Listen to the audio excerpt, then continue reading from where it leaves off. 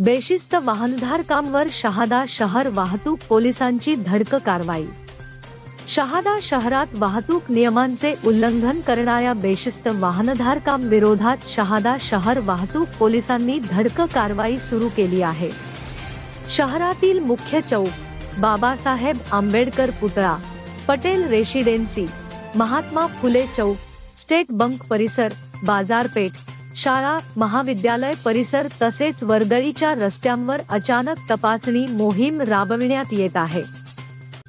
या कारवाईत हेल्मेट घालणे, नो पार्किंग मध्ये वाहन उभे करणे, चुकीच्या बाजूने वाहन चालविणे, सिग्नल तोडणे, कमी वयाची मुलांना मोटार सायकल चालवताना देणे दंडनीय गुन्हा आहे। तसेच सार्वजनिक रस्त्यावर अडथळा निर्माण होईल अशा प्रकारे वाहने उभी करणाऱ्या वाहनचालकांवर मोटार वाहन कायदा कलम 122 नुसार प्रत्येकी 500 रुपयांचा दंड आकारण्यात येत आहे।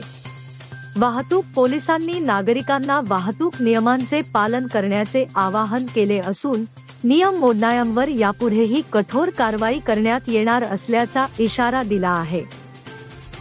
यावेळी शहादा पोलीस निरीक्षक हेमंत कुमार पाटील यांच्या मार्गदर्शनाखाली धनंजय पवार, अनिल पावरा, सचिन पाटील, सचिन गौंड, उमेश चौधरी, कपिल देसले, शहादा वाहतूक पोलीस करीत आहेत। ही कारवाई शहरातील वाहतूक सुरळीत ठेवण्यासाठी व अपघातांचे प्रमाण कमी करण्यासाठी करण्यात येत असल्याचे पोलिसांकडून सांगण्यात आले।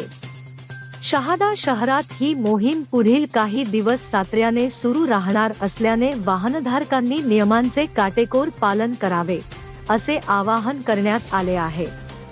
झुंजार क्रांती न्यूज ब्युरो शहादा।